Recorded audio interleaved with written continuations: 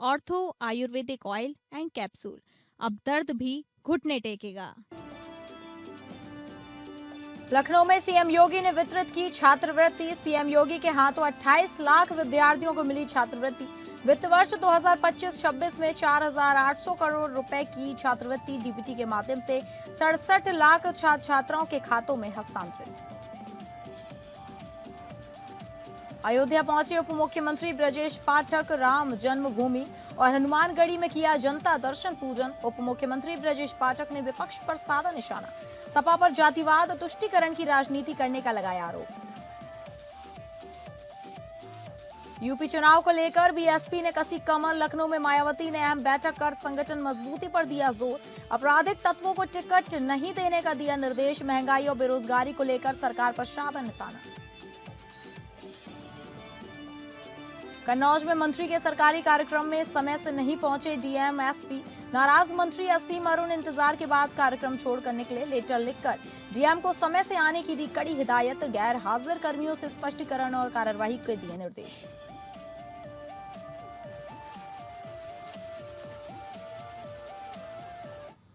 नमस्कार, हिसाब किताब के इस खास शो में मैं हूं डॉक्टर प्रसून।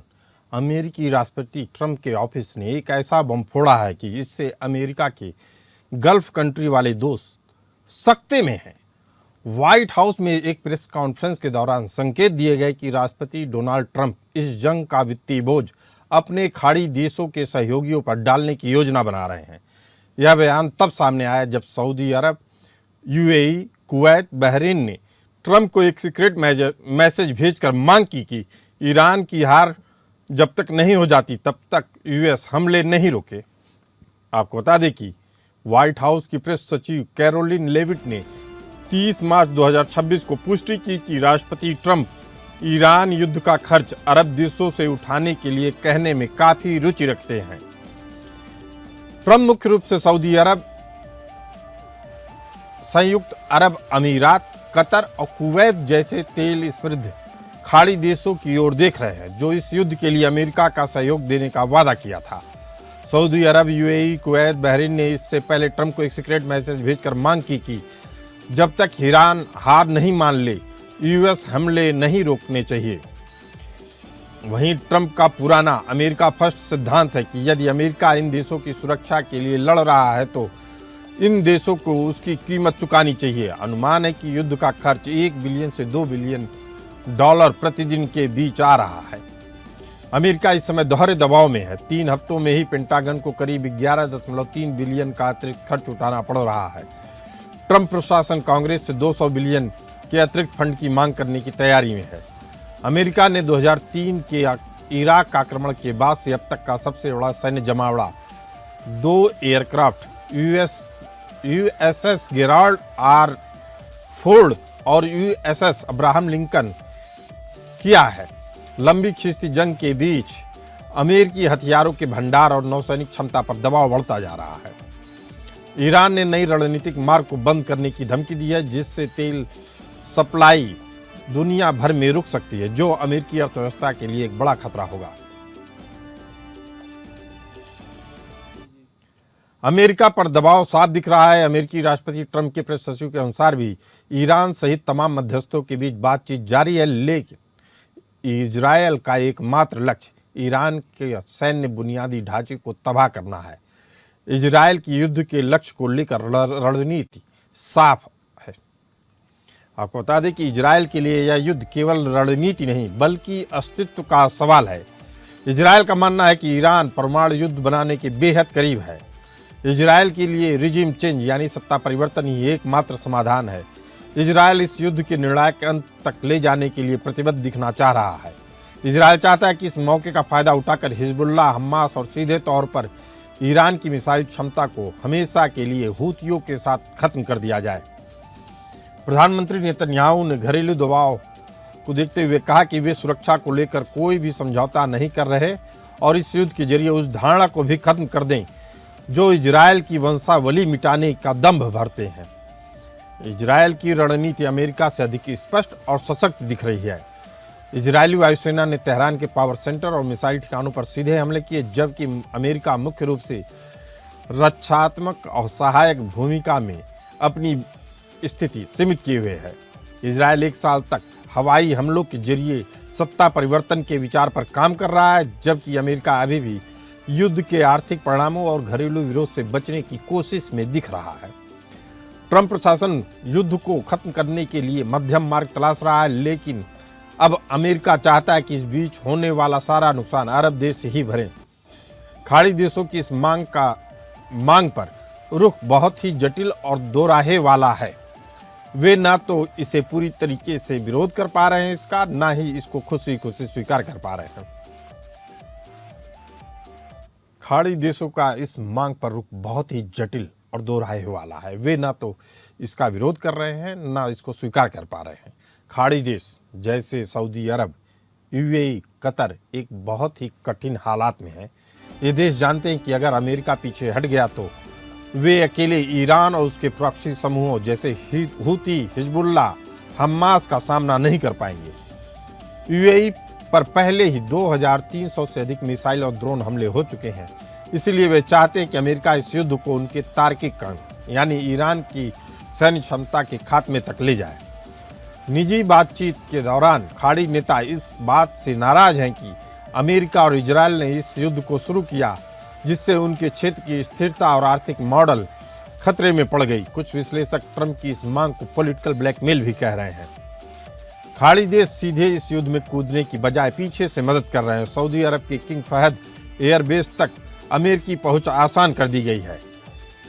कतर और ओमान अब भी कूटनीति के पक्ष में है, जबकि सऊदी अरब और यूएई चाहते हैं कि ट्रंप ईरान को इतना कमजोर कर दे कि वह भविष्य में खतरा ही न रह पाए। अरब देश अपनी सेना भेजने या सारा खर्च उठाने के लिए आधिकारिक तौर पर तैयार नहीं है। ट्रंप जिस खर्च की बात कर रहे हैं उसे देना इन देशों के लिए पहले जितना आसान नहीं है। 4 मार्च 2026 को हार्मुज जलसंधि बंद होने के बाद से सऊदी अरब, कुवैत, यूएई तेल निर्यात लगभग 10 मिलियन बैरल प्रतिदिन गिर गया है। जब खाड़ी देशों की अपनी अर्थव्यवस्था युद्ध के कारण भरभरा रही है, 10 से 15% तक गिरने के कागार पे है, तो अमेरिका के अरबों डॉलर के युद्ध को बिल भरने में वे हिचकिचाएंगे ही। अकेले इराक को रोजाना $3 बिलियन का नुकसान हो रहा है।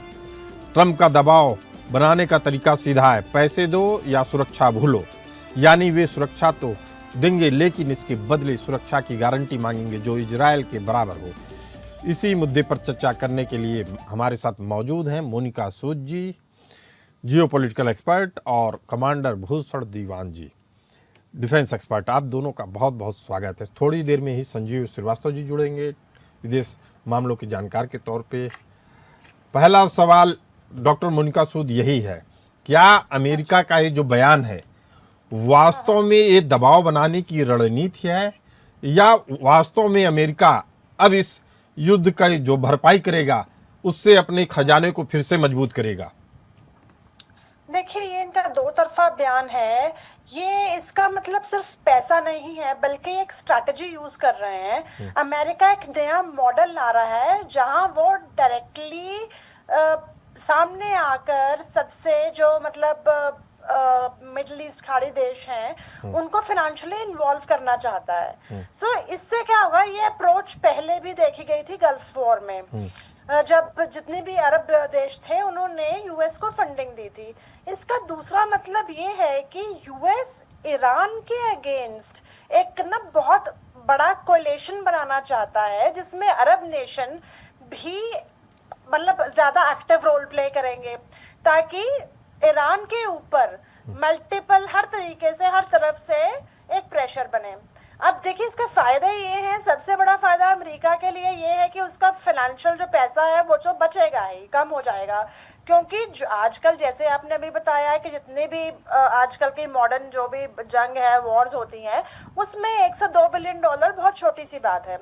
और दूसरा, इससे जो यूएस है उसे अब वो अपने लाइंसेस को स्ट्रॉन्ग करेगा। जब एक बार मिडिल ईस्ट के जो देश सामने आ गए, उन्होंने बिल्कुल सामने से हाँ कर दिया और अपना खर्चा उठाना शुरू कर दिया, तो उनकी इन्वॉल्वमेंट जो होगी वो सीरियस होगी।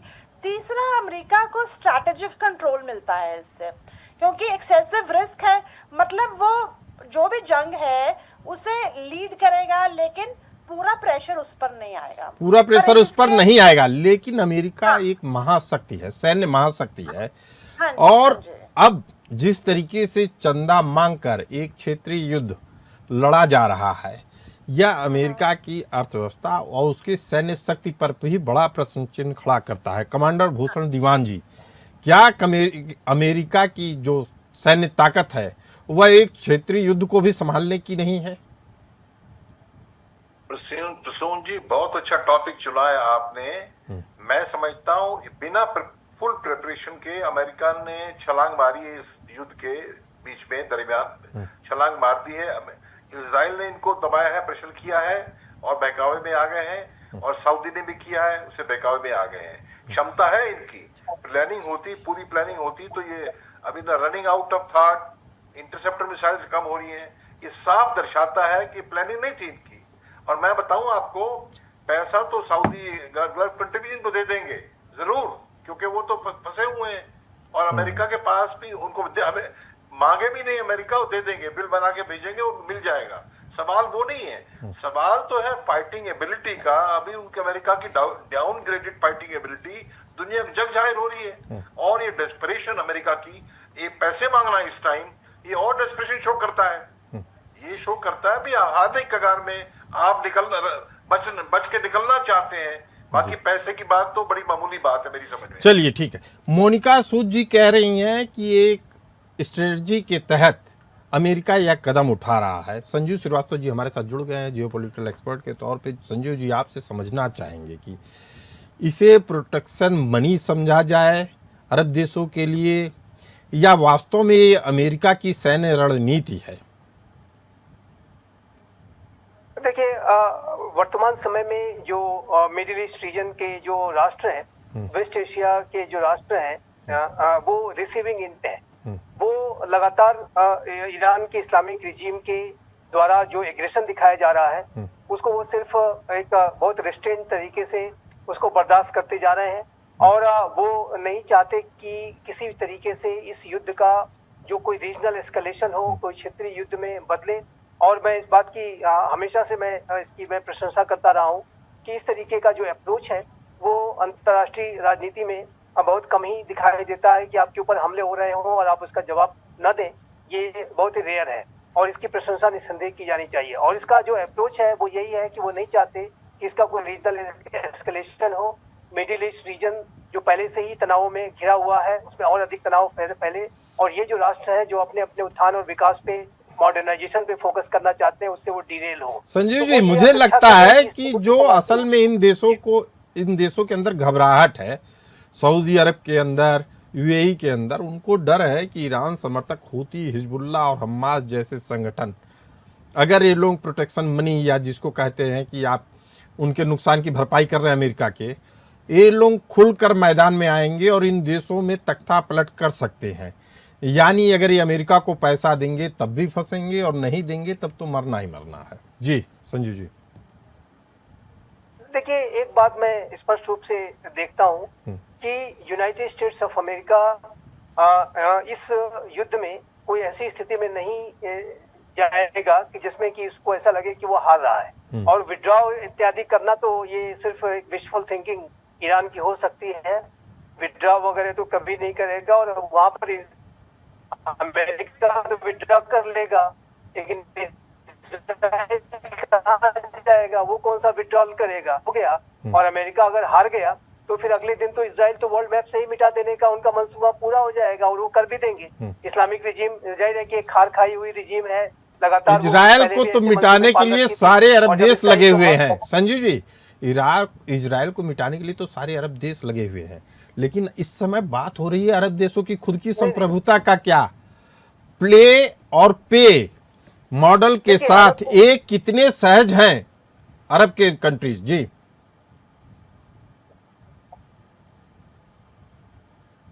संजीव जी, आवाज आ रही है हमारी?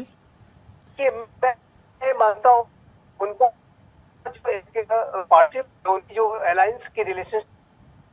संजीव जी, आपकी आवाज कट कट के आ रही है, दोबारा जुड़ने की कोशिश करेंगे। संजीव जी, आपकी आवाज अभी भी कट के आ रही है, हम दोबारा जुड़ने की कोशिश करेंगे। यही सवाल ले लेते हैं डॉक्टर मोनिका सूद से। मोनिका सूद जी, आखिर किस तरीके से पे एंड प्ले मॉडल के साथ अरब देश सहज हैं? देखिए अरब देश तो फंस गए हैं, ना वो हाँ बोल सकते हैं ना वो ना बोल सकते हैं। अगर आने वाले समय में देखिए मेरे हिसाब से 3 सिनेरियो पॉसिबल हैं। पहला कि अगर अब अरब कंट्री फंडिंग करते हैं तो वो खुलकर सामने आएंगे और ये वॉर चलता रहेगा, कंट्रोल तरीके से ये वॉर चलता रहेगा और ये वॉर बहुत लंबा जाएगा। जो हम सोच रहे थे 1-2 महीने में खत्म हो जाएगा वो नहीं होगा और इसकी भरपाई बहुत देशों को करनी पड़ेगी। दूसरा, अगर दूसरा मैं इसमें उठाऊं कि क्या पर्सपेक्टिव इसका हो सकता है, तो देखिए टेंशन जो है आपस में वो तो बहुत ज्यादा बढ़ जाएगी और बढ़ी हुई है पूरे मिडिल ईस्ट जोन नहीं में। मोनिका सूद जी, मेरा सवाल ये है कि जो जिस सॉवरेनिटी की बात करते हैं, जिस संप्रभुता की बात करते हैं अरब देश, अगर ये स्थिति है कि आर्म ट्विस्टिंग करके रोज उनसे पैसा लिया जा रहा है, उनकी सिक्योरिटी मनी या प्रोटेक्शन मनी के तौर पे पैसे लिए जा रहे हैं, तो आपकी संप्रभुता तो रही ही नहीं। हाँ वो तो सही कह रहे हैं, वो तो तो रही चलिए नहीं। इस पे दोबारा हम आएंगे। चर्चा कर रहे हैं कि अमेरिका ने आखिर क्यों कहा है कि जो ईरान के खिलाफ जंग है उसका पूरा खर्चा गल्फ कंट्रीज उठाएं, इसके क्या मायने हैं। इसी पे चर्चा करने के लिए हमारे साथ मौजूद हैं संजीव श्रीवास्तव जी, जियोपॉलिटिकल एक्सपर्ट। संजीव जी, पहला सवाल यही कि अगर ईरान पूरी तरह तबाह होता है तो वहाँ से निकलने वाले करोड़ों शरणार्थियों का बोझ कौन उठाएगा। तुर्की और यूरोप की तरह अरब देश भी एक नए शरणार्थी संकट में फंसने के लिए तैयार हैं। ये निसंदेह अगर इस तरीके का युद्ध कंटिन्यू करता है और लोग बड़ी तादाद में, बड़ी संख्या में प्रभावित होने शुरू होते हैं, तो वहाँ पर रिफ्यूजी क्राइसिस और इस तरीके का जो शरणार्थियों का जो संकट है वो निसंदेह बनेगा। और जैसा कि आपने देखा कि जो गाजा में जब इस तरीके की ह्यूमैनिटेरियन क्राइसिस आई तो वहाँ पर कोई भी जो मुस्लिम वर्ल्ड का जो राष्ट्र था उसने अपने दरवाजे गाजा के लोगों के लिए नहीं खोले। ऑन द पेपर वो जरूर आंसू बहाते रहे कि गाजा में लोग मारे जा रहे हैं इत्यादि इत्यादि, लेकिन किसी भी मुस्लिम राष्ट्र ने गाजा के लोगों को रिसीव करने के बारे में कोई कदम नहीं उठाए। बस इतना ही किया कि कुछ जो बहुत ही क्रिटिकली इंजर्ड लोग थे उनको अपने हॉस्पिटल्स पे वो ले आए और शरण दी, ह्यूमैनिटेरियन जो फूड सप्लाईज, मेडिसिन सप्लाई इत्यादि की, लेकिन कोई बड़े एफर्ट्स जो ओआईसी के कंट्रीज ने भी नहीं उठाए। तो वर्तमान समय में यदि ईरान में इस तरीके की क्राइसिस कोई पैदा होती है तो मुझे इस बात का संदेह है कि मुस्लिम वर्ल्ड के जो राष्ट्र हैं वो ऐसे रिफ्यूजी जो इन्फ्लक्स है और उसको संजीव जी, आपकी बात से एक बात तो साफ हो रही है कि यहाँ ईरान के निवासियों के लिए भी संकट आने वाले समय में बेहद बड़ा होने वाला है। कमांडर भूषण दीवान जी हमारे साथ मौजूद है। ट्रंप चाहते हैं कि अरब देश पेइंग गेस्ट की तरीके से रहे, जबकि इजराइल पूरी बिल्डिंग को गिराकर ही नया ढांचा खड़ा करना चाहता है। ये जो सैन्य ढांचा है, क्या गिरा पाने में इजराइल पूरी तरीके से समर्थ है? जी बिल्कुल समर्थ नहीं है।